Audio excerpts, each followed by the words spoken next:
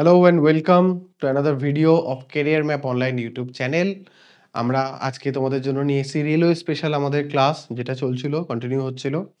আজকে রেলওয়ে স্পেশালের আমাদের আজকের এই এপিসোডে আমরা ইলেকট্রিক কারেন্ট নিয়ে একটু ডিসকাস করব। তোমরা জানো ফিজিক্স ওরিয়েন্টেড চ্যাপ্টার, খুব ইম্পর্টেন্ট চ্যাপ্টার এবং মানে এটা শুধুমাত্র রেলওয়ের জন্য নয়, এটা আমাদের সিজিএল, সিএইচএসএল, এসএসসির যে পরীক্ষাগুলো আছে সেগুলোর দিক থেকেও যদি আমরা দেখি, ইলেকট্রিক কারেন্ট কিন্তু ফিজিক্সের one of the most important chapter. তো আমরা এই ইলেকট্রিক কারেন্ট ওরিয়েন্টেড যে ক্লাস আজকে করব সেখানে আমরা কিছুটা থিওরি পার্ট করব এবং তারপরে একটু প্রিভিয়াস ইয়ার কোয়েশ্চেন্স যেটা রেলওয়ে বা এসএসসিতে এসছে সে ধরনের কোয়েশ্চেন অ্যান্সার একটু সলভ করব। ঠিক আছে, তো আমরা শুরু করছি আজকের আমাদের ক্লাস ইলেকট্রিক কারেন্টের উপর। তো প্রথমে ইলেকট্রিক কারেন্টের একদম বেসিক ব্যাপারটা যদি আমরা একটু বুঝতে চাই, ইলেকট্রিক কারেন্ট কেন ফ্লো হয়, ইলেকট্রিসিটি কেন মানে কেন একটা কন্ডাক্টরের মধ্যে দিয়ে ফ্লো হয়, সেইটার একদম বেস থেকে শুরু করি। তো ইলেকট্রিসিটি ফ্লো হওয়ার মেন কারণ হচ্ছে কি? মেন কারণ হচ্ছে ইলেকট্রন। ঠিক আছে, ইলেকট্রন কি আশা করি সবাই জানো ইলেকট্রন কি, তাও আমি একদম শুরু থেকে যদি বলি, দেখো প্রথম যেটা হচ্ছে সেটা হচ্ছে যে কোনো পদার্থ, যে কোনো ম্যাটার, ঠিক আছে, আইদার সেটা একটা কম্পাউন্ড হোক বা কোনো একটা এলিমেন্টস হোক বা কোনো একটা মিক্সচার হোক, আমাদের চারপাশে আমরা যা কিছু যে কোনো ধরনের ম্যাটার দেখি না কেন, আলটিমেটলি সেটা কিন্তু তৈরি হচ্ছে কি দিয়ে? প্রচুর অ্যাটমস দিয়ে। অ্যাটমস বলা যেতে পারে একদম স্মলেস্ট পার্টিকলস। ঠিক আছে, তো সেই জন্যই বলা হচ্ছে the smallest particles of substance that can not be exist independently in nature is called, যেটাকে বলা হচ্ছে অ্যাটম। ঠিক আছে, অ্যাটম দিয়ে, অ্যাটম বা বাংলায় কি বলা হয়? পরমাণু। তাই দিয়ে সমস্ত ধরনের ম্যাটেরিয়ালস তৈরি হয়। অ্যাটম যদি এখন দেখা যায়, অ্যাটম কি দিয়ে তৈরি হয়? অ্যাটম তৈরি হয় তিনটে ফান্ডামেন্টাল পার্টিকলস থাকে। কি কি? Proton, neutron and electrons. এই তিনটে ফান্ডামেন্টাল পার্টিকলস যে কোনো অ্যাটমে থাকে। জেনারেলি কীরকম হয় অ্যাটমের স্ট্রাকচার যদি আমরা দেখি, অ্যাটমে মোটামুটি সেন্ট্রালি লোকেটেড থাকে, অ্যাটমে সেন্ট্রালি লোকেটেড থাকে কি? এই প্রোটন অ্যান্ড নিউট্রনসরা। প্রোটন নিউট্রনস এরা সেন্ট্রালি থাকে। এদেরকে বলা হচ্ছে কি? এদেরকে একসাথে বলা হয় নিউক্লিয়াস। ঠিক আছে, আর প্রত্যেকটা এই প্রোটন নিউট্রনকে এদেরকে বলা হয় নিউক্লিয়াস, যেহেতু এরা একদম সেন্ট্রালি লোকেটেড থাকে। তাকে ঘিরে থাকে বিভিন্ন অরবিটস, যে অরবিটসগুলোতে কি হয়? বিভিন্ন ইলেকট্রনরা ঘুরতে থাকে। ঠিক আছে, ইলেকট্রনরা এই অরবিটগুলোতে ঘুরতে থাকে। ঠিক আছে, এবং কোন অরবিটে কতগুলো ইলেকট্রন থাকবে সেই নাম্বারটাও আমরা প্রেডিক্ট করতে পারি। অ্যাটমস নিয়ে অনেক থিওরি রয়েছে, অ্যাটমের স্ট্রাকচার যেটা তোমাদের কেমিস্ট্রিতে আছে। আমরা এখানে ওই ডিটেলসে কিছু যাব না। আমরা যেটা জানবো এখানে, সেখানে আমাদের এখানে মেন এমফাসিস হবে হচ্ছে এই ইলেকট্রনসদের উপর। ঠিক আছে, ইলেকট্রিসিটির সাথে ইলেকট্রন খুবই মানে ওতপ্রোতভাবে জড়িত। কেন? তার কারণটা হচ্ছে, আমরা পরের স্লাইডটা যদি একটু দেখি, দেখো এই যে ইলেকট্রিসিটি যেটা ফ্লো হচ্ছে, বেসিক্যালি কি হচ্ছে? একটা তার যার মধ্যে দিয়ে ইলেকট্রিসিটি ফ্লো হয়, অ্যাকচুয়ালি সেখানে কি হয়? তারটা তৈরি হয় সাধারণত মেটালস দিয়ে। মেটালের কিরকম অ্যাটমিক স্ট্রাকচারটা থাকে? মেটালের অ্যাটমিক স্ট্রাকচারটা থাকে কিছুটা এরকম। মেটালের যদি দেখি আমরা, মেটালের অ্যাটমিক স্ট্রাকচারটা থাকে সেন্ট্রালি লোকেটেড নিউক্লিয়াস থাকছে, যেখানে নিউট্রন অ্যান্ড প্রোটন একসাথে আছে।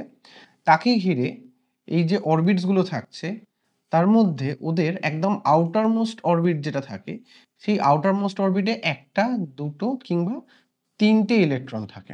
ঠিক আছে, এবং এই ইলেকট্রনগুলোর ওপরে অ্যাকচুয়ালি ইলেকট্রনগুলো সবাই নেগেটিভলি চার্জড হয়, প্রোটনগুলো পজিটিভলি চার্জড হয়, এবং নেগেটিভ পজিটিভের মধ্যে একটা ইলেকট্রোস্ট্যাটিক ফোর্স কাজ করে, যে এই প্রোটনগুলো প্রোটনগুলো ইলেকট্রনগুলোকে আকর্ষণ করে কেন্দ্রের দিকে, তার ফলেই ইলেকট্রনগুলো ঘুরতে থাকে।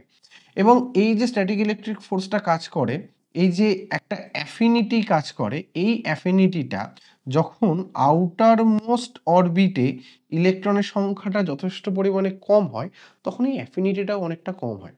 তখন অ্যাফিনিটিগুলো কাজ করে কোন ইলেকট্রনগুলো? যে ইলেকট্রনগুলো কাছাকাছি রয়েছে তাদের উপর।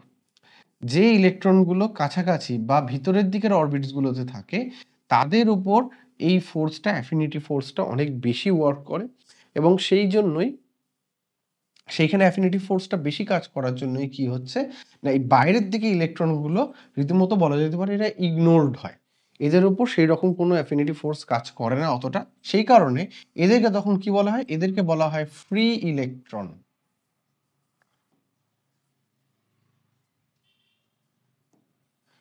এদেরকে বলা হচ্ছে ফ্রি ইলেকট্রন। এই ফ্রি ইলেকট্রনগুলোই মূলত মেটালে থাকে, আর সেই ফ্রি ইলেকট্রনগুলোই ফ্লো করে বলে ইলেকট্রিসিটি ফ্লো হয়। তো এই কারণেই আমাদের কিন্তু এই অ্যাটমের কনসেপ্টটা একটু জানা দরকার। তাহলে অ্যাটম কি? অ্যাটম হচ্ছে smallest particles of substance that can not exist independently in nature, and atom is made up of proton, neutrons and electrons, যাদেরকে বলা হচ্ছে ফান্ডামেন্টাল পার্টিকেলস। আমরা একটু এই ইলেকট্রন, প্রোটন, নিউট্রনসের চার্জগুলো একটু দেখে নিই। প্রোটনের চার্জ দেখো কত, 1.6 × 10⁻⁻19। চার্জের ইউনিট হচ্ছে কুলম, যেটাকে আমরা সি দিয়ে এক্সপ্রেস করছি। ঠিক আছে, তো চার্জেস অফ পার্টিকেলস কি? প্রোটনের চার্জ কত? প্রোটনের চার্জ হচ্ছে 1.6 × 10⁻9। ইলেকট্রনেরও দেখো সেম চার্জ, 1.6 × 10⁻19। নিউট্রনের চার্জ কি হয়ে যাচ্ছে? নিউট্রন সম্পূর্ণভাবে নিস্তড়িত হয়। ঠিক আছে, ওর কোনো রকম চার্জ এখানে কাজ করে না। প্রোটনের ক্ষেত্রে চার্জটা দেখো, সিম্বলটাকে কি রয়েছে? প্লাস। ইলেকট্রনের ক্ষেত্রে কি রয়েছে? মাইনাস। এই জায়গাটাতেই ডিফারেন্স, যেহেতু প্লাস আর মাইনাস থাকার কারণে এদের ভিতরে একটা ইলেকট্রোস্ট্যাটিক ফোর্স কাজ করে, এদেরকে আকর্ষণ বল একটা কাজ করে এদের মধ্যে। এবং যেহেতু একই চার্জ থাকে দুজনের, সেহেতু যেটা হয় কি, একটা অ্যাটমের মধ্যে সেম নাম্বার অফ ইলেকট্রন আর same number of protons generally থাকে। ঠিক আছে, তো এই যে প্লাস অ্যান্ড মাইনাস চার্জের জন্য, যে দুটোর চার্জ একই কিন্তু ভিন্ন ধর্মী, সেটাকে বোঝানোর জন্য প্লাস অ্যান্ড মাইনাস টার্মটা ইউজ করা হয়। এই ওয়ার্ড দুটো ইউজ করেছিলেন প্রথমকে বেঞ্জামিন ফ্রাঙ্কলিন। ফার্স্ট এই চার্জগুলি, এই টার্মগুলি ইউজ করেছিলেন, প্লাস অ্যান্ড মাইনাস। চার্জের এসআই ইউনিট কি? কুলম বা অ্যাম্পিয়ার পার সেকেন্ড দিয়েও এটাকে বোঝানো হয়। Most metals have only 1 or 2 electrons, যেটা তো আমাদের বললাম যে পয়েন্টটাতে ম্যাক্সিমাম মেটালসের একটা বা দুটো ইলেকট্রনস থাকে তাদের আউটার মোস্ট শেলে, যেটাকে বলা হচ্ছে কি free electrons. The flow of electric current is a solid in a solid metals is solid metal wire is due to the free electrons. ঠিক আছে, তো এই ফ্রি ইলেকট্রন গুলোই একটা মেটাল ওয়্যারের মধ্যে দিয়ে ফ্লো করে, যেটা রেজাল্ট আমরা বলি ইলেকট্রিসিটি ফ্লো। ঠিক আছে, এবারে কি হচ্ছে? The flow of currents in an electrolytes is due to the ions. Electrolytes কোনগুলো? ইলেকট্রোলাইটস হচ্ছে যে সকল তরল পদার্থ তড়িৎ পরিবহন করে, যেমন তার মধ্যে হচ্ছে আমরা বলতে পারি সল্ট ওয়াটার, ঠিক আছে, বা আয়নিক কম্পাউন্ডস সলিউবল হয়ে আছে এমন কোন সলিউশন, তারা কিন্তু তাদেরকে আমরা বলে থাকি সাধারণত ইলেকট্রোলাইটস। সো ইলেকট্রোলাইটস যদি থাকে, ধরো আজকে আমি বলছি আমার এখানে একটা কন্টেনার রয়েছে, একটা বিকার রয়েছে, যাতে কিছুটা জল রয়েছে, সেখানে সোডিয়াম আয়নস রয়েছে আর তার সাথে ক্লোরিন আয়নস রয়েছে। আমরা একটু যে লবণ আমরা খাই NaCl, সোডিয়াম ক্লোরাইড, সেইটা সেই জলে যদি মিশিয়ে দিই, জলে মিশিয়ে দেওয়া মাত্রই ওটা Na+ and Cl- আয়নে ডিসোসিয়েট করে যাচ্ছে। তাহলে Na+ Cl- আয়নে যে ডিসোসিয়েট করে যাচ্ছে, এই প্লাস মাইনাস যে আয়নস গুলো, এই আয়নরাই কিন্তু এই ইলেকট্রোলাইটস এর মধ্যে দিয়ে ইলেকট্রিসিটি কন্ডাক্ট করে। আমি একটা সার্কিটের একটা তার যদি এদিকে ডোবাই, আর একটা তারও যদি এদিকে ডোবাই, আর এদিকে যদি সার্কিটটাকে কোনোভাবে আমরা কমপ্লিট করি, তাহলে দেখতে পাবো এখানে যদি আমি একটা কোনো বাল্ব বা কিছু যদি লাগাই, দেখবো বাল্বটা জ্বলছে। এই দুটোর মধ্যে কানেকশন ডিরেক্ট নেই, এরা ইলেকট্রোলাইটস এর ভিতরে ডোবানো রয়েছে দুটো তারই, এবং এই ইলেকট্রোলাইটস এর ভিতরে সোডিয়াম পটাশিয়াম এরাই কি করবে? ইলেকট্রিসিটিটাকে কন্ডাক্ট করবে। ঠিক আছে, এরাই যেটা ওয়্যারের মধ্যে দিয়ে ফ্রি ইলেকট্রন করছে, সেটাই ইলেকট্রোলাইটস এর মধ্যে কারা করে থাকে? আয়ন্স করে থাকে। তো এই যে এখানে একটা কথা একটু বলে দিই, যখন একটা ওয়্যারের মধ্যে দিয়ে যে ইলেকট্রিসিটি যে যাচ্ছে, ইলেকট্রিসিটির ডিরেকশন হচ্ছে ধরা যাক এই দিক থেকে এই দিকে। অ্যাকচুয়ালি বলা হয় যেটা, যে ফ্রি ইলেকট্রনগুলো, সেই ফ্রি ইলেকট্রনগুলোর ফ্লো হচ্ছে এই দিক থেকে এই দিকে। অর্থাৎ একটা সার্কিটের মধ্যে, একটা ওয়্যারের মধ্যে ইলেকট্রন যেদিকে যায়, কারেন্ট ঠিক তার অপোজিট ডিরেকশনে ফ্লো করতে থাকে। ঠিক আছে, এই কিছু কনসেপ্ট তোমাদের একটু তৈরি করে নাও। তো এখান থেকে আমরা সোজা চলে আসি এই রিলেটেড কিছু ল। তার মধ্যে প্রথমে আছে কুলম্বস ল। কুলম্বস ল যেটা বলছি কি, Coulomb's law describe the force of attractions আর repulsions between two charged particles. Charged particles মানে কি? যেখানে সোজা কথায় প্রোটন আর ইলেকট্রনের সংখ্যার তারতম্য রয়েছে, তাদেরকে আমরা বলবো চার্জড পার্টিকলস। ঠিক আছে, ধরা যাক এইদিকে একটা জোন রয়েছে যেখানে প্রোটনের সংখ্যা বেশি, ইলেকট্রনের সংখ্যা কম।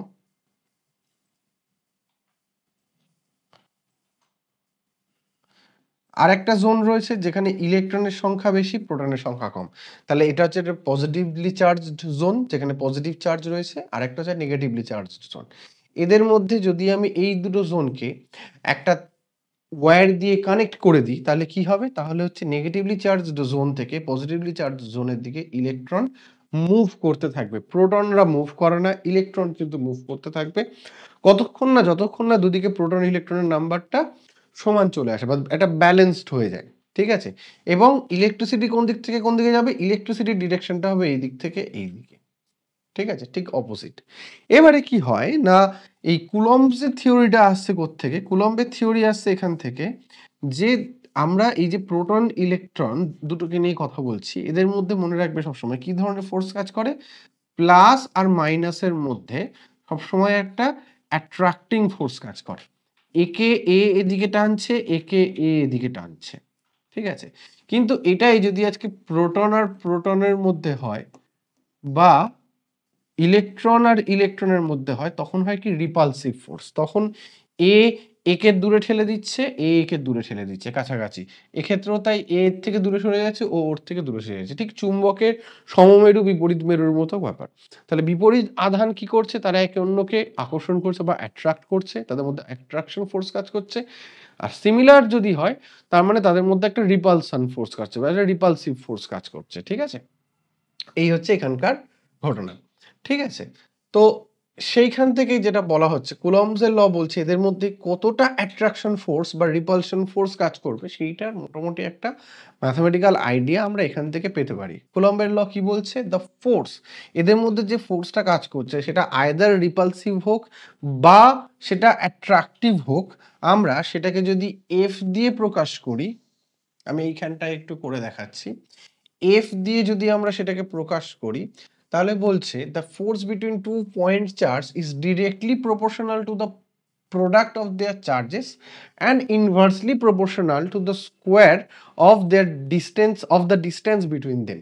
মানে মানে ধরা যাক হচ্ছে এইখানে একটা পয়েন্ট চার্জ আছে, আমি জানি এটা কি চার্জ প্লাস না মাইনাস, এইখানে আর একটা পয়েন্ট চার্জ আছে, এদের মধ্যে অ্যাট্রাকটিভ হোক কি রিপালসিভ হোক যে কোনো ফোর্স, সেটাকে যদি আমরা এফ দিয়ে প্রকাশ করি, ধরে নেওয়া যাক এই চার্জটার ভ্যালু হচ্ছে Q1, এই চার্জটার ভ্যালু হচ্ছে Q2, আর এদের মধ্যে ডিস্টেন্স হচ্ছে R। ঠিক আছে?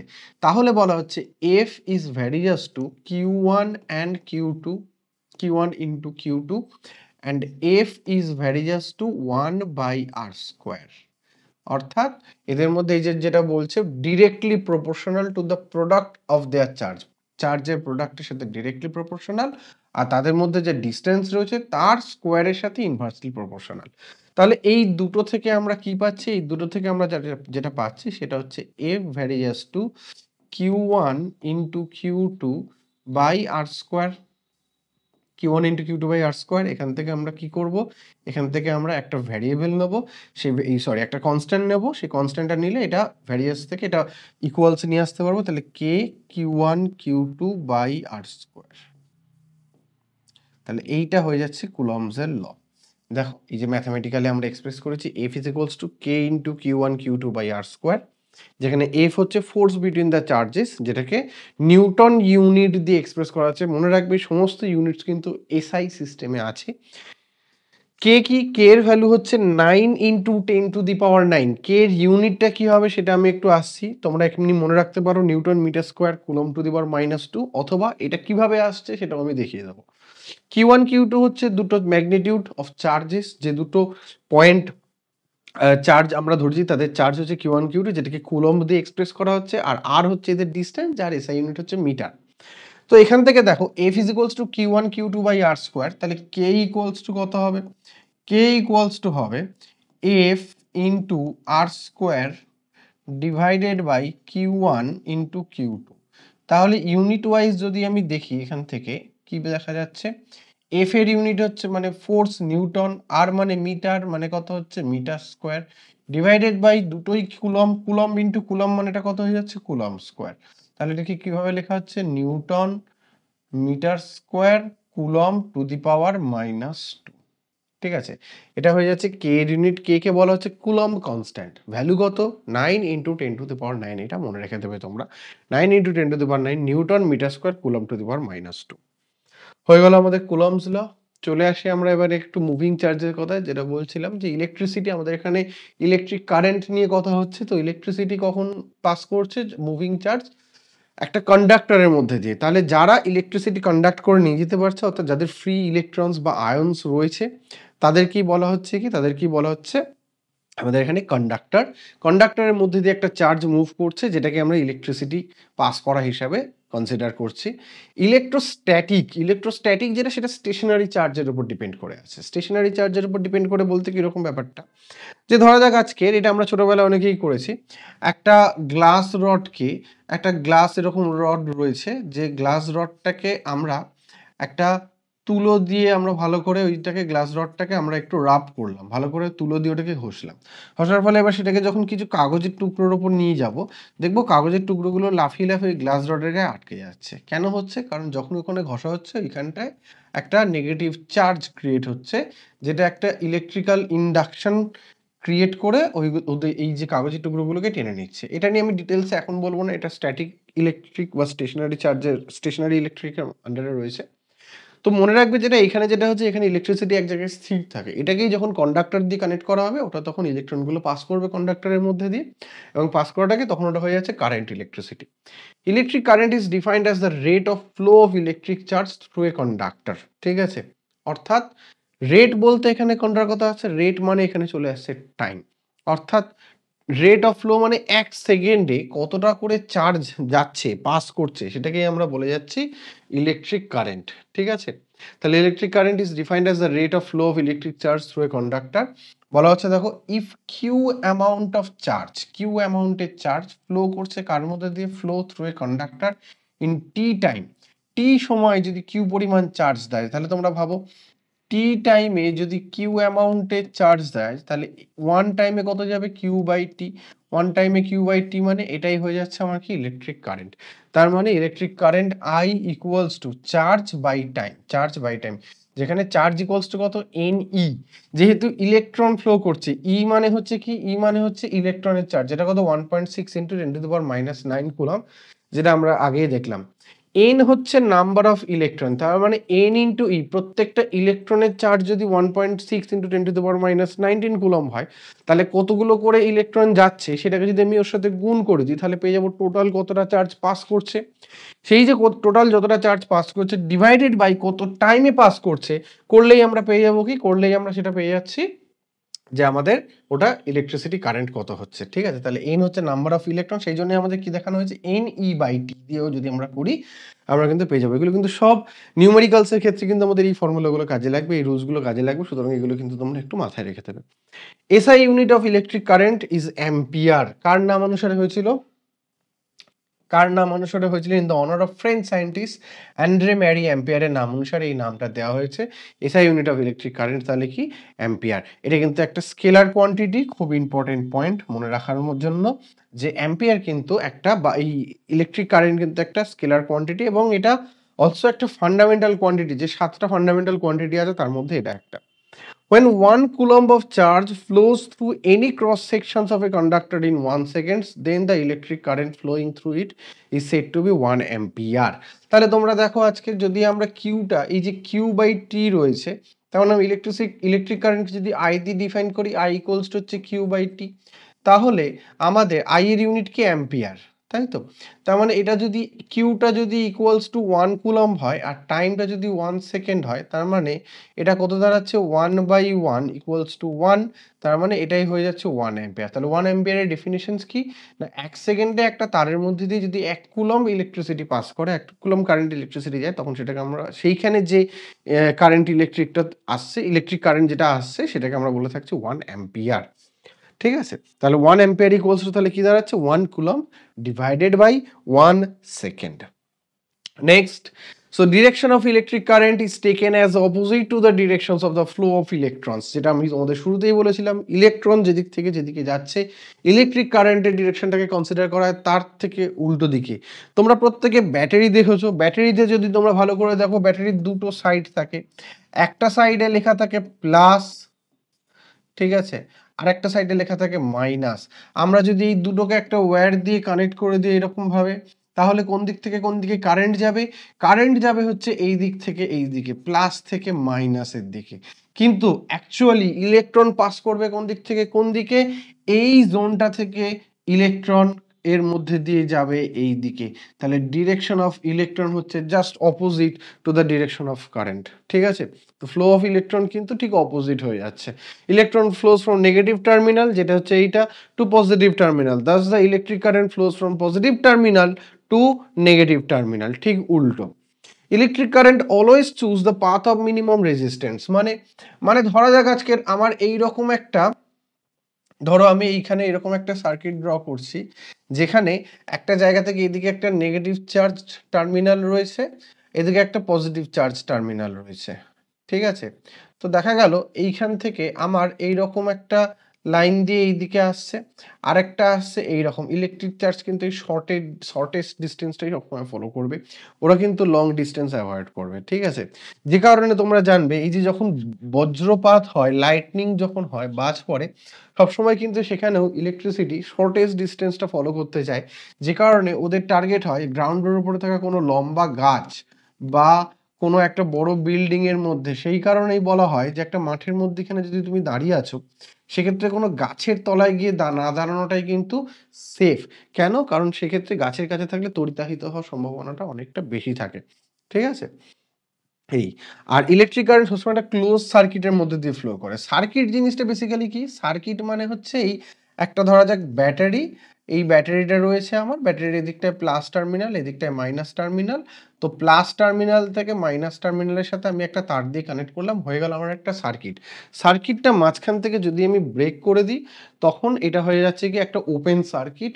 যদি আমি ব্রেকটা না রাখি, আমি যদি এইখানটায় এটা জুড়ে দিই, এই ব্রেকটা না রেখে আমি যদি এই পোর্শনের সাথে এই পোর্শন দুটো জুড়ে দিই এরকম ভাবে, তখন এটা হয়ে যাচ্ছে কি একটা ক্লোজ সার্কিট। ঠিক আছে, এই সার্কিট ওপেন ক্লোজ করার কাজটা কি করে থাকে? সুইচ করে থাকে। সুইচ যখন আমরা অন করে রাখি, তখন অ্যাকচুয়ালি সার্কিট ক্লোজড হচ্ছে, অর্থাৎ সেই সার্কিটের মধ্যে দিয়ে ইলেকট্রিসিটি ফ্লো করছে। সুইচ যখন অফ করা হয়, তখন হচ্ছে সার্কিট কেটে যাচ্ছে, সার্কিট তখন ওপেন হয়ে যাচ্ছে, তখন ওর ভিতর দিয়ে ইলেকট্রিসিটি ফ্লো করবে না। তখন ওই জন্য সুইচ অফ করে রাখলে, ওই জন্য পাখা বলো বা লাইট বলো, ওগুলো কিন্তু কিছু চলে না। নেক্সট আমরা যেটাতে আসছি সেটা হচ্ছে আমাদের স্মল ইউনিটস অফ, আচ্ছা ইউনিটসে কারেন্টের কিছু অন্যান্য ইউনিটস, যেমন কিছু স্মল ইউনিটস আছে, যেমন হচ্ছে ধরো মিলি অ্যাম্পিয়ার। মিলি মানে কি? টু দি পাওয়ার -3, তাহলে 1 মিলি অ্যাম্পিয়ার মানে 10 to the power -3 ampere. Micro ampere, micro মানে 10 টু দি পাওয়ার -6, যেটা হচ্ছে মিউ অ্যাম্পিয়ার দিয়েও লেখানো হয়। তাহলে 1 মাইক্রো অ্যাম্পিয়ার মানে 10 টু দি পাওয়ার -6 অ্যাম্পিয়ার। তাহলে যদি তোমাদের অ্যাম্পিয়ারে ভ্যালু থাকে, তাকে 10 টু দি পাওয়ার 6 দিয়ে ডিভাইড করে দিতে হবে, বা 10 টু দি পাওয়ার -6 দিয়ে মাল্টিপ্লাই করলে আমরা মাইক্রো অ্যাম্পিয়ারে যাব। ঠিক সেম ভাবে 10 টু দি পাওয়ার 3 দিয়ে ডিভাইড বা 10 টু দি পাওয়ার -3 দিয়ে মাল্টিপ্লাই করলে আমরা মিলি অ্যাম্পিয়ারে যাব, মিলি অ্যাম্পিয়ার পাবো। কারেন্ট ডেনসিটি, যেটাকে জে দিয়ে ডিফাইন করেছে, that is electric current divided by area of cross sections. অর্থাৎ একটা তার এরকম রয়েছে, তাহলে এই তার আমি একটু বড় করে যদি দেখাই, তারের এইটা হচ্ছে ক্রস সেকশন এরিয়া, যেটাকে আমরা সাপোজ এ দিয়ে ডিনোট করছি। এর মধ্যে দিয়ে টোটাল আই যদি কারেন্ট যায়, তাহলে কারেন্ট ডেনসিটি কত হচ্ছে? আই ডিভাইডেড বাই এ। ঠিক আছে, তাহলে আই ডিভাইডেড বাই এ, এটাই হয়ে যাচ্ছে কি, এটাই হচ্ছে কারেন্ট ডেনসিটি, বা জি দিয়ে আমরা এটাকে ডিনোট করছি। এসআই ইউনিট কি? Ampere per metre square. কেন? কারণ এরিয়ার ইউনিট হচ্ছে মিটার স্কোয়ার, আই মানে কি, তার ইউনিট হচ্ছে অ্যাম্পিয়ার। তাহলে অ্যাম্পিয়ার পার মিটার স্কোয়ার হচ্ছে কার? এটা হচ্ছে আমাদের কারেন্ট ডেনসিটির ইউনিট, যেটা কিন্তু কিনা একটা vector quantity. Types of electric current. Types of electric current কি বলছে? ইলেকট্রিক কারেন্ট মেইনলি দু ধরনের হয়, ডিরেক্ট কারেন্ট আর অল্টারনেট কারেন্ট। ডিরেক্ট কারেন্ট কি? যেখানে ম্যাগনিটিউড ডিরেকশনস এটা চেঞ্জ হয় না। অর্থাৎ একটা ব্যাটারির ক্ষেত্রে আমরা যেটা দেখি, ব্যাটারির ক্ষেত্রে হচ্ছে কি হয়, ব্যাটারির ক্ষেত্রে একদিকে মাইনাস একদিকে প্লাস। তো এক্ষেত্রে সবসময় ইলেকট্রন ফ্লোটা হয় কোন দিক থেকে কোন দিকে? ইলেকট্রন ফ্লোটা হয় এই দিকে, আর ইলেকট্রিসিটি ফ্লোটা হয় হচ্ছে ঠিক তার অপোজিট দিকে। এইটা কিন্তু কখনো চেঞ্জ হয় না, এই ম্যাগনিটিউড বা ডিরেকশন কোনোটাই কিন্তু কখনো চেঞ্জ হয় না এর সাথে। যেমন ধরো ডিসি ডায়নামো, একটা ব্যাটারি বা সেলের ক্ষেত্রে এই জিনিসটা দেখা যায়। ব্যাটারিটাকেই বলা হয় জেনারেলি সেল, ড্রাই সেল বলা হয়ে থাকে। অন্যদিকে অল্টারনেট কারেন্ট কি হয়? এটা magnitude and direction change continuously. ঠিক আছে, এবং ডিরেকশনটা সেটা পিরিয়ডিক্যালি চেঞ্জ হয়। পিরিয়ডিক্যালি চেঞ্জ হয় বলে এটাকে বলা হয় এসি ডায়নামো। এটাকে বলা হয় AC current. And AC Dynamo হচ্ছে সেই এসি কারেন্ট প্রডিউসড হয় কোথা থেকে? এসি ডায়নামো থেকে, যেখান থেকে কন্টিনিউয়াসলি কি হচ্ছে? কন্টিনিউয়াসলি ডিরেকশনটা চেঞ্জ হতে থাকছে। মানে ধরা যাক আজকের এই দিকটা প্লাস আছে, এই দিকটা মাইনাস, তার ফলে এই দুটোকে যখন কানেক্ট করব ইলেকট্রিসিটি যাবে এই দিকে। ঠিক পরক্ষণেই কি হলো, পরক্ষণেই দেখা গেল যে এই দিকটা মাইনাস হয়ে গেছে, এই দিকটা প্লাস হয়ে গেছে। তার মানে ঠিক নেক্সট সেকেন্ডে এটা এরকমভাবে চলে আসে এবং এটা পিরিয়ডিক্যালি চেঞ্জ হতে থাকে, ডিরেকশন বারবার চেঞ্জ হতে থাকে। আমাদের বাড়িতে জেনারেলি আমাদের ডোমেস্টিক সার্কিটে এখন যেটা ইউজ করা সেটা কিন্তু এসি কারেন্ট। এই এসি কারেন্টটা ইউজ করা হয়। এখন এসি কারেন্ট ইউজ করার কারণ কি? এসি কারেন্ট অনেক বেশি ইজি এবং ইকোনমিক্যাল। কেন কি? এসি কারেন্ট খুব ইজিলি চেঞ্জ করা যায় একটা ভোল্টেজ থেকে আর একটা ভোল্টেজে। এসি কারেন্টের জেনারেলি কি হয়, আমরা যদি খুব হাই ভোল্টেজ ইলেকট্রিসিটি প্রডিউস করে সেটা যদি অনেকটা জায়গায় ডিস্ট্রিবিউট করার কথা ভাবি, তাহলে সেখানে সবথেকে বড় প্রবলেম যেটা সেটা হচ্ছে প্রচুর পরিমাণ ইলেকট্রিসিটি নষ্ট হয়। ইলেকট্রিসিটি নষ্ট না করার জন্য সেই কারণে কি করা হয়, ইলেকট্রিসিটি যখন পাঠানো হয় তখন লো ভোল্টেজে কনভার্ট করে পাঠানো হয় এবং তারপরে আমাদের ট্রান্সফরমারে পাঠানো হয়। ট্রান্সফরমাররা কি করে, সেইটাকে ভোল্টেজটাকে কয়েকটা স্ল্যাব বাড়িয়ে দেয় এবং এই জন্য যে ট্রান্সফার করা হচ্ছে এখানে এসি কারেন্ট হলে সবথেকে বেটার হয়। AC can be easily changed from voltage level to another voltage level by a transformer without much loss of energy. Loss of energy is minimum in AC. প্রত্যেকটা point মনে রেখে দাও, তোমাদের কিন্তু এই পয়েন্ট তুলে কোয়েশ্চেন আসতে পারে যে why AC generation is easy বলে কয়েকটা পয়েন্ট দিল, তার মধ্যে হয়তো এগুলোর মধ্যে একটা পয়েন্ট থাকলো। আচ্ছা, এসির যে শক সেটা কিন্তু অ্যাট্রাকটিভ, অর্থাৎ কেউ যদি এসি কারেন্টের সার্কিটে বাই চান্স তার হাত লেগে যায় তাহলে সে কিন্তু তাকে আটকে রেখে দেবে। অন্যদিকে ডিসি কারেন্টের শকটা কিন্তু রিপালসিভ ইন নেচার। এটা একটা ডিসঅ্যাডভান্টেজও বলা যায়। ডিসি কারেন্ট কি করবে, ডিসি কারেন্টে যদি হাত লাগে হাতটা ছিটকে চলে আসবে। ঠিক আছে। AC cannot be used in electroplating process. Electroplating process মানে কি, যেখানে ওই ধরো আজকে সোনা এর আমাদের একটা রূপোর তৈরি জিনিস বা তামা তৈরি জিনিস, তার উপর রূপোর বা সোনার প্রলেপ দেওয়া হচ্ছে। এই ক্ষেত্রে জেনারেলি এসিটাকে চেঞ্জ করা যায় না। কেন? কারণ সেখানে এসি কারেন্ট ইউজ করা যায় না। কেন? কারণ ওইখানে যেটা হয় কি, যে রূপোর প্লেটের উপর আমি দেবো সেটাকে ক্যাথোডে রাখতে এবং সেটা একটা ফিক্সড দিকে রাখতে হয়। ঠিক আছে। যে প্লেটটার উপর আমি ধরো প্রলেপ দিচ্ছি সেটাকে একটা নির্দিষ্ট দিকে রাখতে হয় এবং তার ফলে একটা পার্টিকুলার ফ্লো হয়। এটা আমরা যখন ইলেকট্রোলাইসিস করবো তখন বরং তোমাদের একটু ডিটেলসে বুঝিয়ে দেবো এই জিনিসটা কেন হয়। তোমরা আপাতত এইটা একটু জেনে রাখো যে AC cannot be used in electroplating process. খুব আসে, খুব ইম্পর্টেন্ট পয়েন্ট এটা, ইলেকট্রোপ্লেটিং প্রসেসে কোনটা ইউজ করা যায়, এসি। আচ্ছা, রেকটিফায়ার কি? রেকটিফায়ার হচ্ছে it is a device that can convert AC into DC. যেটা আমাদের জেনারেলি যে অ্যাডাপ্টারগুলো আমরা ইউজ করি ফোনের চার্জ দেওয়ার জন্য, ওই অ্যাডাপ্টারগুলোতে সাধারণত এটা ইউজ করা হয়, যেটা কি করে এসি কারেন্ট, আমাদের মেন সার্কিটের এসি কারেন্টকে ডিসি কারেন্টে কনভার্ট করে তারপরে বিভিন্ন ইলেকট্রনিক্স গ্যাজেটগুলোতে ওটা চার্জিংয়ের কাজ করে।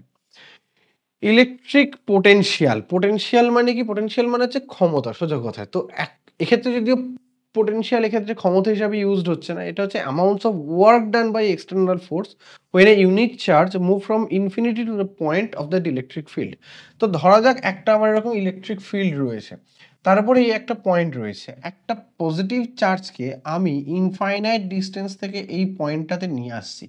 এক্ষেত্রে আমার যে কাজটা করা হলো, একটা ইউনিট পজিটিভ চার্জকে আমি ইনফাইনাইট পয়েন্ট থেকে আমার ইলেকট্রিক ফিল্ডের মধ্যে কোনো একটা পয়েন্টে আনতে যতটা কাজ করতে হলো সেইটা হচ্ছে এই পার্টিকুলার পয়েন্টের ইলেকট্রিক পোটেনশিয়াল। যদি আজকের আমি এই পয়েন্টটাতে নিয়ে আসি তখন ইলেকট্রিক পোটেনশিয়াল কিন্তু চেঞ্জ হবে।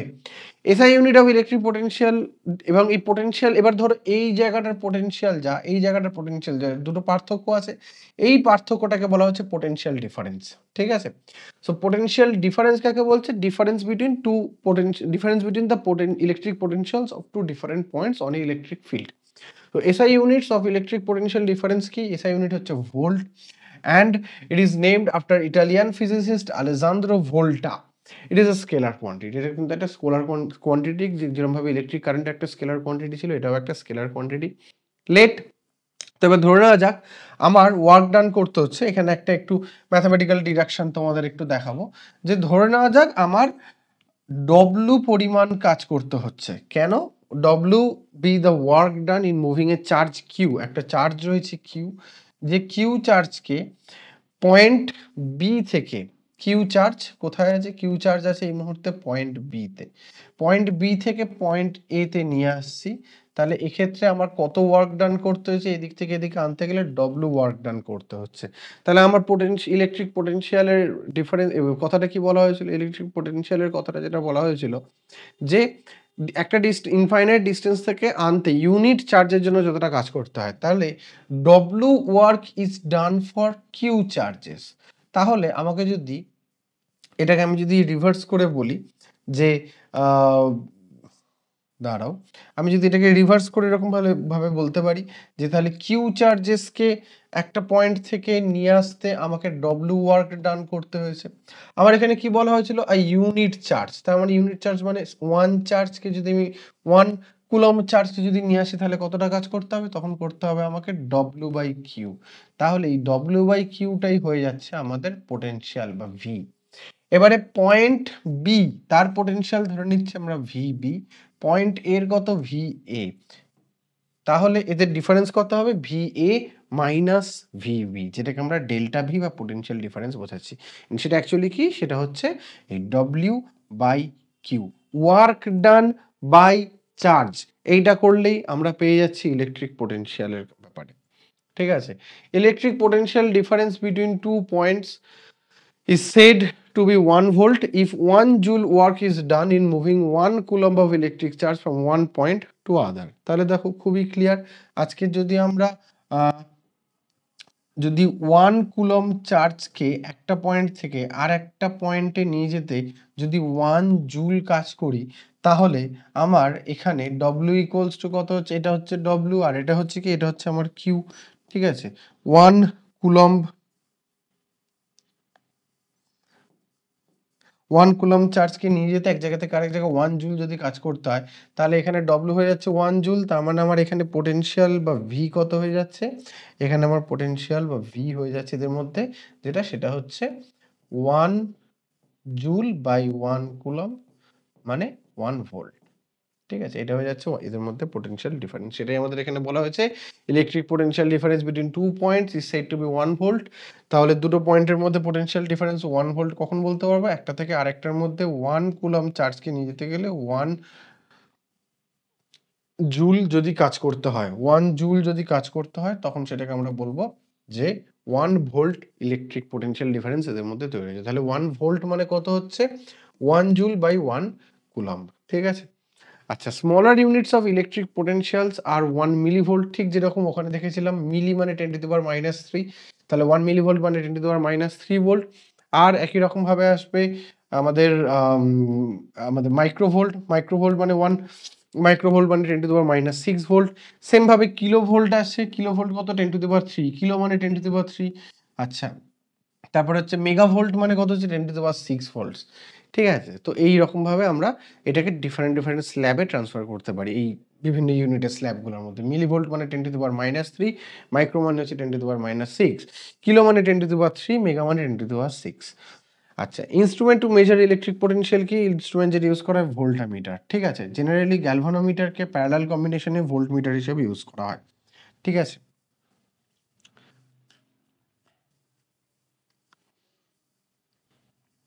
আচ্ছা এখানে এইটা প্যারালাল লেখা রয়েছে, অ্যাকচুয়ালি এটা সিরিজ হবে, এটা তোমাদের আমি বলবো লাস্টের দিকে গিয়ে। এটা প্যারালাল হবে না, গ্যালভানোমিটারকে সিরিজ কম্বিনেশনে রাখলে সেটা ভোল্টমিটার হিসেবে কাজ করে, আর গ্যালভানোমিটারকে যদি প্যারালাল কম্বিনেশনে রাখি তখন সেটা অ্যামমিটার হিসেবে কাজ করে।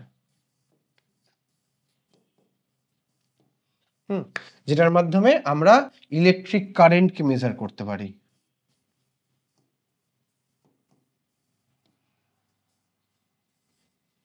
ঠিক আছে, এখানে শান্টিং করা হয়, শান্ট বলে একটা সিস্টেম তৈরি করা হয় যেটার মাধ্যমে ওই অ্যামমিটারকে আমরা অ্যামমিটারের সাহায্যে আমরা ইলেকট্রিক কারেন্ট মেজার করতে পারি। ওহমস ল কি বলছে দেখা যাক। ওহমস ল বলছে relationship between current and potential difference.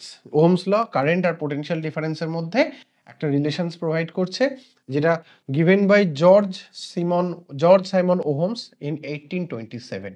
Statement কি, electric current flowing through a conductor is directly proportional to the potential difference applied across its ends provided the physical conditions remain unchanged। ঠিক আছে, কি হচ্ছে ব্যাপারটা, স্টেটমেন্টটা যেটা দিচ্ছে electric current flowing through a conductor, এটা directly proportional to the potential difference applied across its ends provided the physical conditions remain unchanged. মানে আমরা আজকের এখান থেকে যদি আরেকটা পয়েন্ট পর্যন্ত ইলেকট্রিক কারেন্টস আমরা প্রোভাইড করে থাকি, এই ইলেকট্রিক কারেন্টস যখন আমরা পাঠাবো একটা পয়েন্ট থেকে আরেকটা পয়েন্টের দিকে, তখন সেখানে বলছে যে provide the physical conditions remain unchanged. Physical condition মানে যে কন্ডাক্টর আমরা ইউজ করব তার মেটেরিয়াল সেম থাকছে, তার আশেপাশে যে টেম্পারেচার সেগুলো সব যদি সেম থাকে, তাহলে সেখানে কি আসছে, সেখানে হচ্ছে যে electric current is directly proportional to the potential difference. ঠিক আছে, তার মানে ইলেকট্রিক কারেন্ট আই যদি হয়, I is varies to V. ঠিক আছে, আমরা যদি পোটেনশিয়াল ডিফারেন্সটাকে ভি ধরি, তাহলে I is varies to directly proportional to V. So mathematically আমরা কি বলতে পারি, I is equals to V, বা V I varies to V, বা ভি ভ্যারিয়াস টু আই। এখান থেকে আমরা কি বলতে পারি, ভি ইকুয়ালস টু, যেহেতু আমরা এটাকে ইকুয়ালস নিয়ে আসি, তাহলে আমাদের একটা কনস্ট্যান্ট নিতে হবে, যে কনস্ট্যান্টটা হচ্ছে আর। ঠিক আছে, so this is the mathematical formula of Ohm's law, V equals to I R, যেখানে আর হচ্ছে কি, R is the resistance of the current at a given temperature. ঠিক আছে, রেজিস্ট্যান্স কি, রেজিস্ট্যান্স বেসিক্যালি হচ্ছে একটা কন্ডাক্টরের মধ্যে দিয়ে যখন ইলেকট্রিসিটি পাস করছে, তার মানে তার তো প্রচুর মলিকিউলস রয়েছে এখানে, তাহলে তার মধ্যে দিয়ে ইলেকট্রনসগুলো যখন পাস করবে, তোমরা বলো আজকে একটা রাস্তার ভিতরে প্রচুর লোক রয়েছে, সাপোজ গ্যাদারিং রয়েছে, তার মধ্যে দিয়ে যখন তোমরা যাচ্ছ, তাহলে সেই গ্যাদারিং এ তোমাদের কি হবে, একটা রেজিস্ট করবে, তোমাদের যাওয়ার পথটাকে বাধা দেবে যাওয়ার পথে।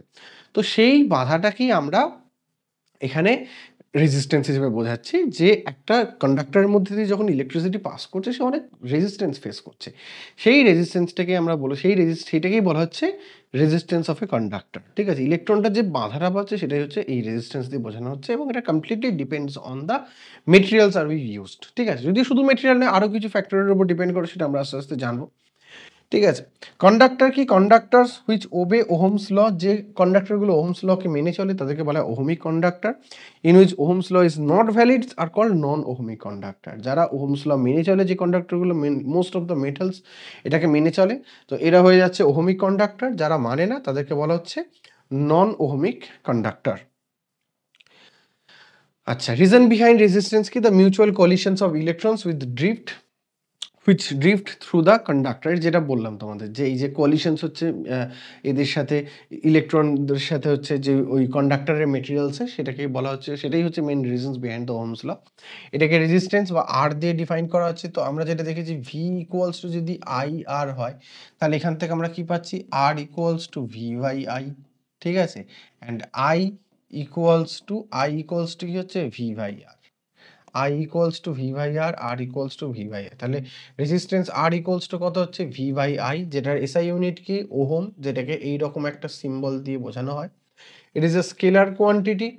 আচ্ছা, 1 ohm equals to 1 volt by 1 ampere, কারণ দেখো V বাই I মানে ভোল্ট বাই অ্যাম্পিয়ার, তাহলে এটা যদি ভোল্টটাও যদি 1 ওহম হয়, এই 1 ভোল্ট হয়, আর আমাদের ইলেকট্রিসিটিটা যদি 1 অ্যাম্পিয়ার হয়, তাহলে আমরা কি বলতে পারি, 1 ohm equals to 1 volt by 1 ampere. If resistance is half, resistance যদি হাফ হয়ে যায়, কারেন্ট ইজ ডাবলড। কারণ আমরা যেটা দেখতে পাচ্ছি, R equals to V by I, আমরা যদি ভিটাকে কনস্ট্যান্ট রাখি, তার মানে R varies to 1 by I, তার মানে এটা যখন দ্বিগুণ হয়ে যাবে, এটা হয়ে যাবে হাফ, এটা যদি দ্বিগুণ হয়ে যায়, এটা হয়ে যাবে হাফ।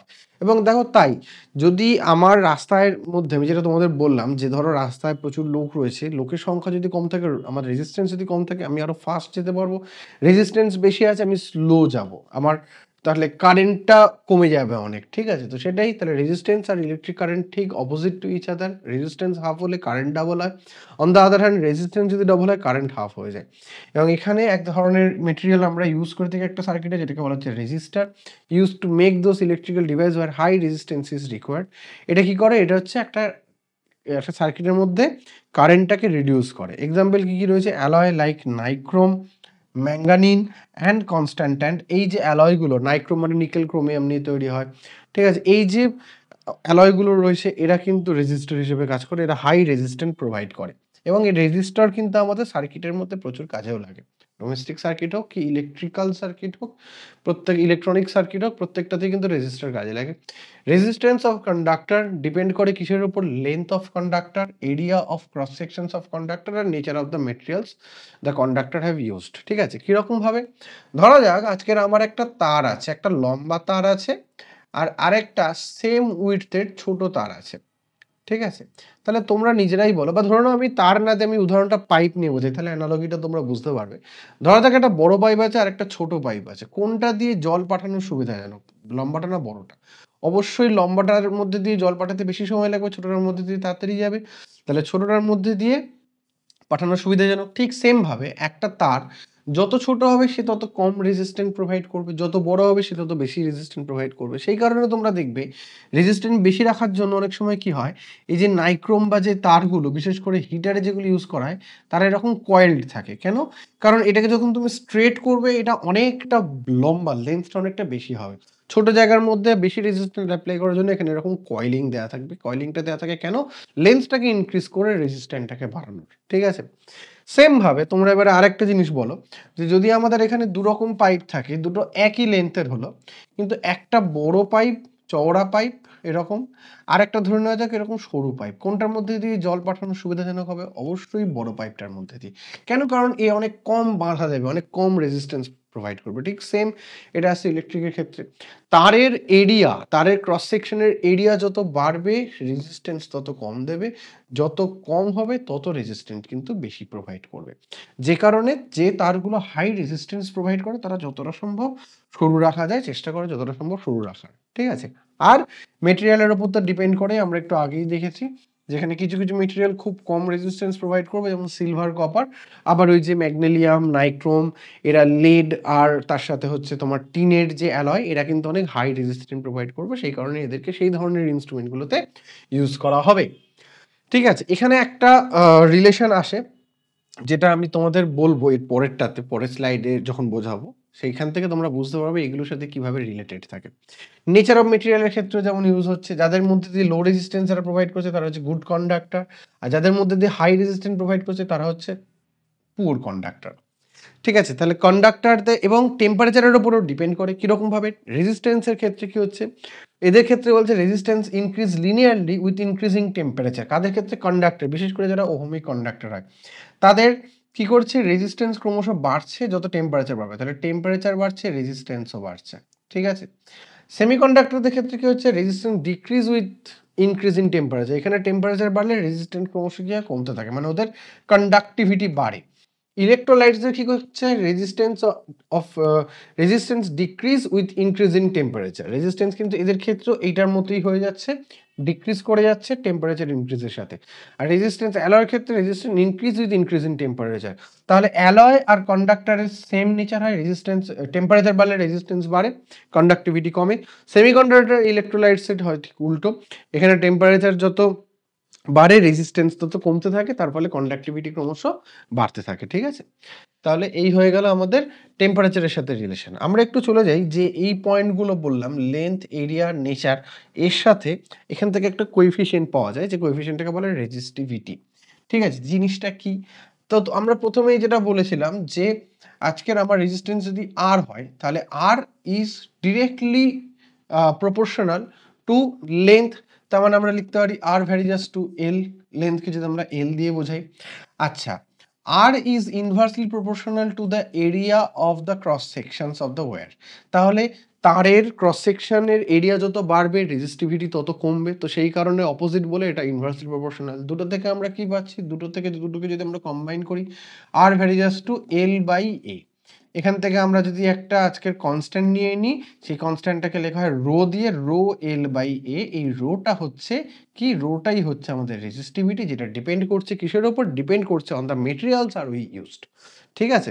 এবং সেখান থেকে আমরা কি পাচ্ছি, রো ইকুয়ালস টু কত হচ্ছে, রেজিস্ট্যান্স, এইটা ওদিকে চলে যেতে মানে আর এ বাই এল।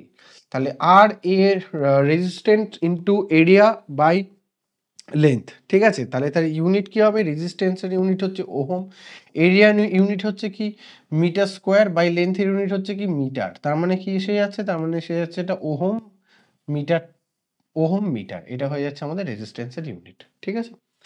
তাহলে রেজিস্ট্যান্স এই হচ্ছে, এই সরি রেজিস্ট্যান্স বলছি, রেজিস্টিভিটির ইউনিট। ঠিক আছে? রেজিস্টিভিটি ঠিক অপোজিট হচ্ছে আসছে আমাদের কন্ডাক্টিভিটি, যেটা কন্ডাক্টেন্স থেকে আসছে। কন্ডাক্টেন্স হচ্ছে রেসিপ্রোকাল অফ রেজিস্ট্যান্স। রেজিস্ট্যান্স যদি আমাদের ওহম ইউনিটে হয় ওটা হবে কি 1/ওহম, বা অনেকে ওটাকে এইরকম ভাবে উল্টেও লেখে। ঠিক আছে? একদম ঠিক, এরকম মজার বেশ জিনিসটা। ওহম যদি এটা হয়, এটা হয়ে যাচ্ছে ঠিক উল্টো, এবং ওহমকে কি লেখা হতো, ও এইচ এম দিয়ে বলা হয়, আর এটা কন্ডাক্টিভিটির ইউনিট হচ্ছে এম এইচ ও, জাস্ট উল্টো। ঠিক আছে? মনে রাখতে তোমাদের সুবিধাও হবে। এবং কন্ডাক্টিভিটি ঠিক সেম, রেজিস্টিভিটি যার যত বেশি কন্ডাক্টিভিটি তার তত কম, রেজিস্টিভিটি যার যত কম কন্ডাক্টিভিটি তার তত বেশি। এবং রেজিস্টিভিটির ইউনিট কি ছিল, ওহম মিটার, কন্ডাক্টিভিটির ইউনিট হয়ে যাচ্ছে কি মোহ মিটার। ঠিক আছে, জাস্ট উল্টো। ঠিক আছে, নেক্সট রেজিস্টিভিটি, তাহলে ডেফিনেশনটা কি? The resistance of a conductor of unit length and unit area of cross section. ঠিক আছে, যে আমরা ফর্মুলাটা পেয়েছিলাম R equals to rho L by A. তাহলে এখানে এল ইকুয়ালস টু যদি 1 হয়, এ ইকুয়ালস টু যদি 1 হয়, তার মানে আর ইকুয়ালস টু কি হয়ে যাবে? আর ইকুয়ালস টু রো। তার মানে সোজা কথায় unit length and unit area of cross section যদি কোনো ওয়্যারের থাকে, তাহলে সেই ক্ষেত্রে তার যে রেজিস্ট্যান্সটা প্রোভাইড করছে সেটাই হয়ে যাচ্ছে রেজিস্টিভিটি। ঠিক আছে, it is also known as specific resistance. Question কিন্তু এটাও আসে, what is the unit of specific resistance. ঠিক আছে, তাহলে এইটা আরেকবার আমাদের দিয়ে দেওয়া হলো এইখানটা, এই ফর্মুলাটা একবার দেখে নাও তোমরা সবাই। ঠিক আছে, যেমন কপারের রেজিস্টিভিটি দেখো, রো অফ সিইউ কত? 1.62 into 10⁻⁸ ohm metre. Resistivity of aluminium 2.63 into 10⁻⁻8 ohm metre. এইখান থেকে আমরা কি বুঝতে পারছি? কপারের রেজিস্টিভিটি কিন্তু অনেক কম, এবং কপারের রেজিস্টিভিটি কম মানে কপার কিন্তু অ্যালুমিনিয়ামের থেকে একটা বেটার কন্ডাক্টর। ঠিক আছে, এবং সেই কারণে আমরা ওয়্যারে কপারকে ইউজ করে থাকি। সব থেকে ভালো কন্ডাক্টর হচ্ছে সিলভার, কিন্তু সিলভার যেহেতু অনেকটা বেশি প্রাইস, সেই কারণে সিলভারকে ইউজ করা হয় না। আচ্ছা, কন্ডাক্টেন্স কি আছে? কন্ডাক্টেন্স হচ্ছে রেসিপ্রোকাল অফ রেজিস্ট্যান্স। রেজিস্ট্যান্সের যে রেসিপ্রোকাল সেটাকে আমরা বলছি কন্ডাক্টেন্স। ঠিক আছে, যেটাকে আমরা মো দিয়ে বোঝাচ্ছি। কন্ডাক্টিভিটি হচ্ছে ঠিক উল্টো, মো মিটার, যেটা আমরা একটু আগেই ডিসকাস করলাম। আচ্ছা, ভ্যারিয়েবল রেজিস্ট্যান্স কি? That is a components used in an electric circuit to change electric current through it without changing the potential difference across the circuit is called the variable resistance. Simple জিনিস, এটাকে রিওস্ট্যাটও বলা হয়। Rheostat হচ্ছে এই ধরনের এক ধরনের ভেরিয়েবল রেজিস্ট্যান্স, যেটা অ্যাকচুয়ালি তোমরা জানো আমাদের বাড়িতে যে ভোল্টেজ, আমাদের যে সার্কিট থাকে সেখানে যে আমাদের সুইচ বোর্ডে যে রেগুলেটর যেগুলো থাকে সেখানে অ্যাকচুয়ালি ওই জিনিসটাই করা হয়। রেগুলেটরে কি হয়? বিভিন্ন এরকম রেজিস্ট্যান্স থাকে, বিভিন্ন এরকম রেজিস্ট্যান্সগুলো থাকে, যে ডিফারেন্ট রেজিস্ট্যান্সের মধ্যে দিয়ে ইলেকট্রিসিটি পাস করিয়ে আমরা এর মধ্যে দিয়ে ইলেকট্রিসিটি পাস করিয়ে আমরা কি করি? এখানে এটাকে চেঞ্জ করতে থাকি। ঠিক আছে, মানে রেজিস্ট্যান্সটাকে চেঞ্জ করতে থাকি, সিরিজ কম্বিনেশন এরা থাকে। ঠিক আছে, তো এই ইনস্ট্রুমেন্টটার নাম হচ্ছে রিওস্ট্যাট। মানে রিওস্ট্যাট হচ্ছে এই টাইপের, এটা জেনারেলি ল্যাবে ইউজ করা হয়, এইরকম টাইপের দেখতে হয়। ঠিক আছে, এর ওপর হচ্ছে এরকম একটা কয়েল করা থাকে, প্রচুর এরকম কয়েলিং করা থাকে। তো এর ওপর হচ্ছে একটা আমাদের ওই একটা গজ টাইপের থাকে, যেটাকে আমরা ডিফারেন্ট লেন্থে রেখে আমরা লেন্থটাকে ফ্লাকচুয়েট করিয়ে অ্যাকচুয়ালি রেজিস্ট্যান্সটাকে এখানে কন্ট্রোল করতে পারি। সার্কিটের মধ্যে কতটা কারেন্ট যাবে না যাবে সেই জিনিসটাকে কিন্তু এর মাধ্যমে আমরা কন্ট্রোল করতে পারি। সিলভার হচ্ছে বেস্ট কন্ডাক্টর অফ ইলেকট্রিসিটি, আর আয়রন হচ্ছে one of the poor conductor of electricity amongst the metals. Non মেটালসের মধ্যে কিন্তু মনে রাখবে গ্রাফাইট কিন্তু হচ্ছে যে ইলেকট্রিসিটি কন্ডাক্ট করতে পারে। আচ্ছা, material that do not have free charge electrons and provide high resistance are poor conductors. materials যাদের কোনো রকম ফ্রি চার্জ ইলেকট্রনস নেই এবং যারা হাই রেজিস্ট্যান্স প্রোভাইড করে তাদেরকে বলা হচ্ছে পোর কন্ডাক্টর। আচ্ছা, ইনসুলেটর কাদেরকে বলা হচ্ছে? ইনসুলেটর কোনগুলো? ইনসুলেটর হচ্ছে মেটেরিয়ালস যারা খুব হাই রেজিস্ট্যান্স প্রোভাইড করছে এবং তাদের সেই কারণে কন্ডাক্টিভিটি প্রায় 0 থাকে, তাদেরকে বলা ইনসুলেটর। যেমন রাবার, ড্রাই উড, প্লাস্টিক, এরা জেনারেলি ইনসুলেশনের কাজে ইউজ করা। একটা তারের চারপাশে রাবারের কোটিং দিয়ে দেওয়া হয়, তোমরা জানো, যাতে আমরা সরাসরি তারটাকে তারের মেটালের সাথে যাতে আমাদের কোনো ডিরেক্ট কন্ট্যাক্ট না হয় এবং আমরা সেফ থাকতে পারি। Material which have conductivity between conductors and insulators তাদেরকে বলা হয় সেমিকন্ডাক্টর, যেমন সিলিকন, জার্মেনিয়াম। এরা মাঝামাঝি জায়গায় আসে, জেনারেলি এদেরকে ইউজ করা হয় ইলেকট্রনিক্সে। আচ্ছা, নেক্সট এবার আমরা আসছি সুপার কন্ডাক্টর। সুপার কন্ডাক্টর কোনগুলো? কিছু মেটালস আছে যাদেরকে কি হয়, একটা টেম্পারেচারে যথেষ্ট কমে যায়। তো আমরা বলেছি যে টেম্পারেচার যত বাড়বে রেজিস্টিভিটি তত বাড়বে, তার মানে টেম্পারেচার যত কমবে রেজিস্টিভিটি তত কমবে। রেজিস্টিভিটি কমবে মানে কন্ডাক্টিভিটি বাড়বে। তাহলে এইখান থেকে কি হয়, এমন একটা টেম্পারেচারে নিয়ে আসা যায় যখন তাদের রেজিস্ট্যান্স নিয়ার অ্যাবাউট 0, মানে তাদের কন্ডাক্টিভিটি ইনফাইনাইট লেভেলে চলে যায়, তাই না? আমরা কন্ডাক্টিভিটি মানে কি জানি? কন্ডাক্টিভিটি মানে I is equals to 1/r, তাই তো? বা V/r। ভি যদি আমরা ফিক্সড রাখি, তাহলে রেজিস্টিভিটি যদি 0 হয়ে যায়, তার মানে কত হয়ে যাচ্ছে? V/0। V/0 মানে অ্যাকচুয়ালি কত হয়ে যাচ্ছে? ইনফিনিটি। তার মানে ইনফাইনাইট লেভেলের কন্ডাক্টেন্স চলে আসে একটা সার্টেন টেম্পারেচারে নিয়ে গেলে, টেম্পারেচার কমাতে সেই টেম্পারেচারটাকে বলা হয় ক্রিটিক্যাল টেম্পারেচার। এবং সেই ক্রিটিক্যাল টেম্পারেচারে এই যে কন্ডাক্টরগুলোকে বলা হয় হচ্ছে সুপার কন্ডাক্টর। ঠিক আছে, যেমন মার্কারি, পারদ সুপার কন্ডাক্টর হয় কত? 4.2 কেলভিন টেম্পারেচারে। লেড 7.25 কেলভিনে। নিওবিয়াম 9.2 কেলভিন টেম্পারেচারে গিয়ে এরা কিন্তু সুপার কন্ডাক্টরে পরিণত হয়ে যায়। ঠিক আছে, নেক্সট, এবার আমরা যেটা আসি যে রেজিস্টারকে যখন আমরা একটা সার্কিটের ভিতরে আমরা প্লেস করব, তাকে দুরকম ভাবে প্লেস করা যায়। একটা হচ্ছে দুরকম কম্বিনেশনে রাখা যায়, একটা সিরিজ কম্বিনেশনস, আর একটা হচ্ছে আমাদের প্যারালাল কম্বিনেশনস। আমরা দুরকম কম্বিনেশনের ব্যাপারে একটু জানবো। সিরিজ কম্বিনেশনের মধ্যে কি আছে, resistor connected end to end, মানে হচ্ছে একটা রেজিস্টার, আমি তোমাদের একটু ছবিটা দেখাই, দেখলে বুঝতে পারবে। এইটা দেখো, এইটা হচ্ছে সিরিজ কম্বিনেশনের ছবি, যেখানে একটা রেজিস্টার R1, এই R1 যেখানে শেষ হচ্ছে সেখান থেকে R2 শুরু হচ্ছে, সেকেন্ড রেজিস্টার R2 যেখানে শেষ হচ্ছে সেখান থেকে R3 স্টার্ট হচ্ছে। তাহলে এটা হচ্ছে সিরিজ কম্বিনেশন। অন্যদিকে প্যারালাল কম্বিনেশন যদি দেখো, এখানে দেখা যাচ্ছে একটাই পয়েন্ট থেকে তিনটে অরিজিনেট করছে আর একটা পয়েন্টে এসে মিট করছে। ঠিক আছে, প্যারালালে কি বলা হচ্ছে, resistors are connected in parallel to each other. ঠিক আছে, তাহলে এইখানে এই যে তিনটে রেজিস্টার, তিনটেই parallel to each other, parallelly flow করেছে। এখানে কিন্তু সেরকম না, এখানে একসাথে ফ্লো করছে। আচ্ছা, সিরিজ কম্বিনেশনে কি বলা হচ্ছে, current through each resistor is same, voltage across any resistor is directly proportional to the resistance of the resistors if the current is constant, আর potential difference across each resistor is different। আর এখানে ঠিক উল্টো, এখানে current register যদি same হয়, এখানে current কিন্তু inversely proportional to the resistance, এক্ষেত্রে ভোল্টেজটা সেম। তাহলে সিরিজের ক্ষেত্রে কি হচ্ছে, এই প্রত্যেকটাতে, এই পুরো সার্কিটের মধ্যে দিয়ে যদি আই ফ্লো হয়, আই ইলেকট্রিসিটি ফ্লো হয়, তাহলে R1 এর মধ্যে দিয়েও আই যাবে, R2 এর মধ্যে দিয়েও আই যাবে, R3 এর মধ্যে দিয়েও আই যাবে, কিন্তু ভোল্টেজটা চেঞ্জ হবে। আমি যদি এই পয়েন্টটার নাম দিই এ, এটা যদি বি, এটা যদি সি, এটা যদি ডি হয়, তাহলে এখানে হচ্ছে VA, এখানে হচ্ছে VB, এখানে হয়ে যাচ্ছে VC, এখানে হয়ে যাচ্ছে VD।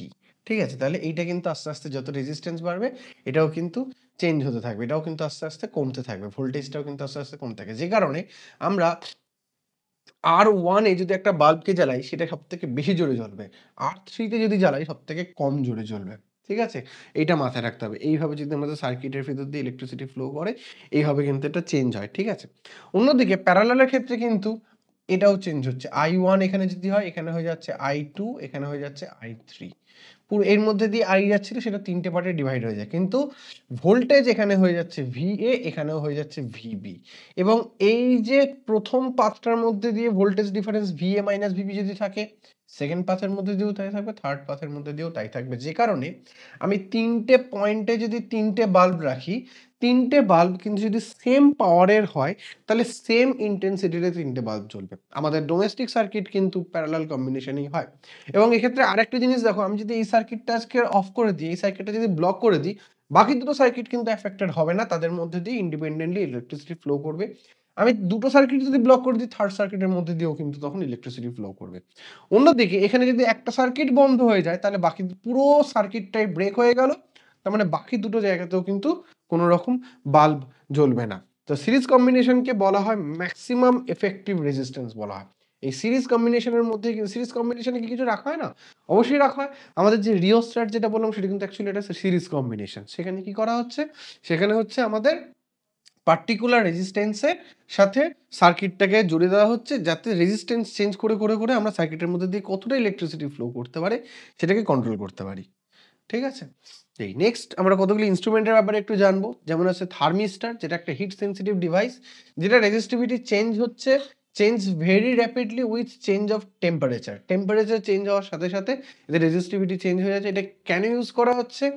It is used to detect small temperature change and to measure very low temperature. It is also used the temperature control unit in industry. যে ইলেকট্রিক থার্মোমিটার যেগুলো, সেখানে কিন্তু বেসিক্যালি থার্মিস্টারই ইউজ করা হয়। সেখানে টেম্পারেচারের সাথে রেজিস্টিভিটিটাকে যে চেঞ্জ হচ্ছে, এই প্রপার্টিটাকে কাজে লাগানো হচ্ছে এখানে। EMF, electromotive force, it is the maximum potential difference between two electrons of the cells when no current is drawn from the cells. ঠিক আছে, মানে সেল থেকে যদি কোনো কারেন্ট ড্র করা না হয়, তাহলে এই যে ইলেকট্রোড, ধরা যাক এইখানে দুটো ইলেকট্রোড রয়েছে, এই দুটো ইলেকট্রোডের মধ্যে ম্যাক্সিমাম কতটা পোটেনশিয়াল ডিফারেন্স থাকতে পারে, সেটাকে বোঝানো হচ্ছে ইলেকট্রোমোটিভ ফোর্স বা ইএমএফ। বেসিক্যালি ইএমএফ ফোর্স বলা হলেও এটা কিন্তু কোনো ফোর্স নয়, এটা হচ্ছে the reason behind the potential difference. Potential difference যদি এফেক্ট হয়, তার কজ হচ্ছে ইলেকট্রোমোটিভ ফোর্স। ঠিক আছে, so electromotive force is equals to কি হচ্ছে, ভি প্লাস আইআর, যেখানে আইআরটা কি, আইআরটা হয়ে যাচ্ছে internal resistance of a cell. ঠিক আছে, মানে পুরো সেলের ভিতরে যে এইখানে এদের মধ্যে ডিফারেন্সটা যদি আমরা ভি ধরি আর এদের মধ্যে যে ইন্টারনাল রেজিস্ট্যান্সটা যদি আর হয় তাহলে এখানে আই আর হয়ে যাচ্ছে এদের মধ্যে যে আমার ডিফারেন্সটা রয়েছে, দুটো পোটেনশিয়াল ডিফারেন্স ইন্টারনালি। তাহলে এই ভি প্লাস আই আর করলে যেটা পাচ্ছি, ঠিক আছে, এই ভি প্লাস আই আরটা হয়ে যাচ্ছে আমার কি, ভি প্লাস আই আরটা হয়ে যাচ্ছে আমার ইএমএফ বা ই দিয়ে আমরা যেটাকে প্রকাশ করতে পারি। ঠিক আছে, এই আই আরটাকেই বলা হয় নষ্ট ভোল্ট বা ওয়েস্টেজ ভোল্ট বলা হয় এটাকে।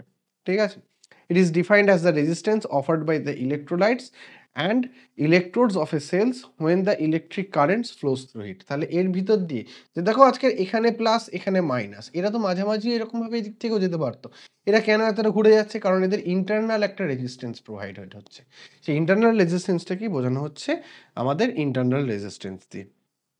ঠিক আছে, নেক্সট ইলেকট্রিক ফিল্ডের ব্যাপারে যদি আমরা ইলেকট্রোম্যাগনেটিজম যখন করবো তখন আরেকটু ডিটেলসে করবো। ইলেকট্রিসিটির কিন্তু এখন আমাদের অনেকগুলো ভিডিও আসবে, আজকের এই ভিডিওটা হয়ে গেল, এরপরে কিন্তু আমরা এই রিলেটেড পিওয়াইকিউস গুলো করবো, তারপর কিন্তু আমরা একটু ইলেকট্রোম্যাগনেটের দিকে যাব, স্ট্যাটিক ইলেকট্রিকের দিকে যাব। ঠিক আছে, এইরকম আরো কিছু আমরা প্রিভিয়াস ইয়ার নিয়েও কিন্তু আমরা ডিসকাস করব, করে আমাদের ইলেকট্রিসিটিটা পুরো কমপ্লিট করব।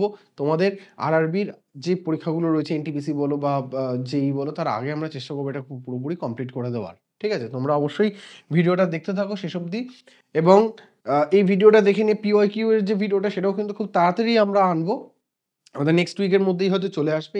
এই ভিডিওটা এই উইকে আসবে, এর পরেরটা নেক্সট উইকেই হয়তো চলে আসবে, তখন কিন্তু আমরা ওখানে পুরো পিওয়াইকিউস গুলো তোমাদের জন্য সলভ করে দেবো। ঠিক আছে, so electric field is the region around A charge or charges in which another charge experiences electric force on itself. ঠিক আছে, মানে কি হচ্ছে, ইলেকট্রিক ফিল্ড বলছে কি রিজিয়ন, একটা চার্জের চারপাশে এমন একটা রিজিয়ন তৈরি হচ্ছে যে এখানে যদি আর একটা চার্জ যদি থাকে তাহলে সে কিন্তু একটা ইলেকট্রিক ফোর্স, যদি প্লাস থাকে তাহলে ও একটা রিপালশন ফেস করবে, যদি মাইনাস থাকে তাহলে কি হবে, যদি মাইনাস থাকে তাহলে একটা অ্যাট্রাকশন ফেস করবে।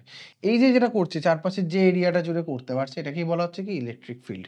এবং ইলেকট্রিক ফিল্ডে যে লাইনটা, এই লাইনটা এরকম ভাবে দেখানো হয়েছে, যেটা একটা কিছুটা চুম্বক, যে ম্যাগনেটিক লাইন, যেটা ম্যাগনেটিক লাইনের মতোই কিন্তু কিছুটা হয়, মানে বেসিক্যালি ইলেকট্রিক ফিল্ডে একটা চার্জের যে এফেক্টটা সেটা কিন্তু একটা ম্যাগনেটের মতো করেই ফ্লো করতে থাকে।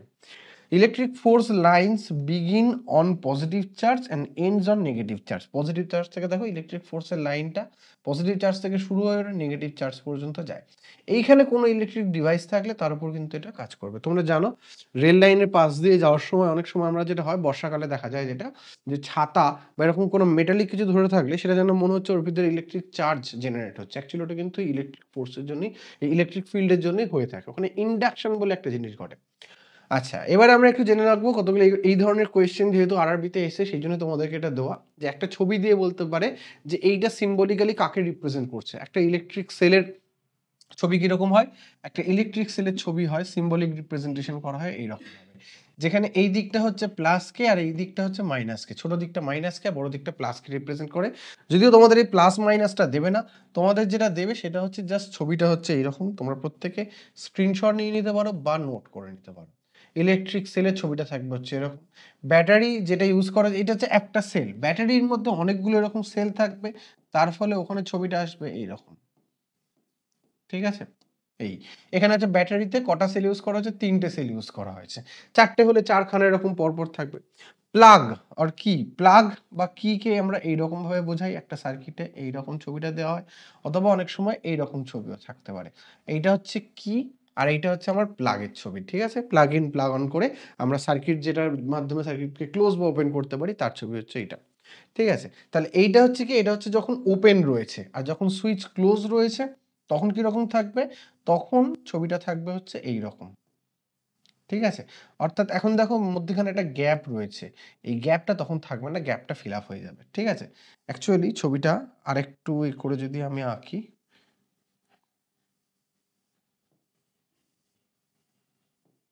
এইরকম টাইপের ছবিটা হবে। ঠিক আছে, এটা হচ্ছে যখন ক্লোজড কন্ডিশনে। Next, two non touching wire, দুটো ওয়্যার এমনি কিরকম ভাবে থাকবে, আচ্ছা সিম্বলিক রিপ্রেজেন্টেশনস।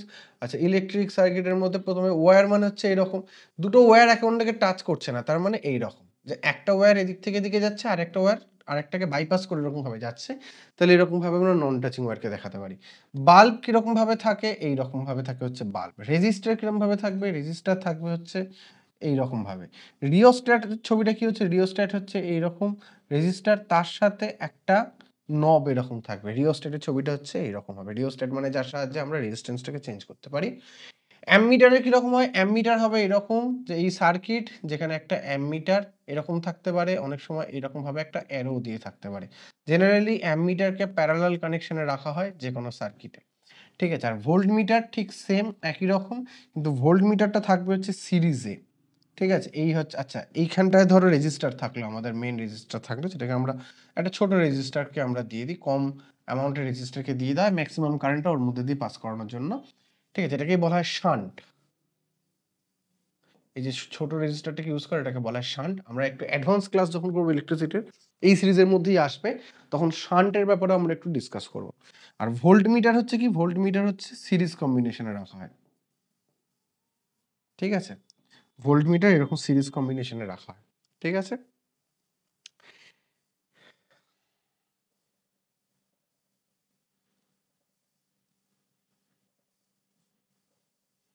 ঠিক আছে। তো এই অবধিই ছিল আজকের আমাদের মোটামুটি ইলেকট্রিসিটি, ইলেকট্রিক কারেন্টের একদম বেসিক ক্লাস। এরপরেই আমরা প্রিভিয়াস ইয়ার কোয়েশ্চেন নেক্সট ভিডিওটি তোমাদের জন্য আনবো। আজকে এটা যেহেতু অনেকটা বড় হয়ে গেল, আমরা একটা ভিডিওর মধ্যে পুরোটা দিচ্ছি না, নেক্সট ভিডিওতে তোমাদের জন্য নিয়ে আসবো। তোমরা অবশ্যই ভিডিওটা ভালো লাগলে লাইক করো, তোমরা রেসপন্স জানিও অবশ্যই তোমাদের কেমন লাগলো, বুঝতে কোথাও যদি কোনো সমস্যা থাকে তোমরা কমেন্ট বক্সে অবশ্যই কিছু কমেন্ট করতে পারো। আর নেক্সট ভিডিওর জন্য তোমাদের বেশি অপেক্ষা করতে হবে না, আমরা খুব তাড়াতাড়ি PYQ গুলো নিয়ে আসতে পারবো। ততদিনের জন্য টাটা।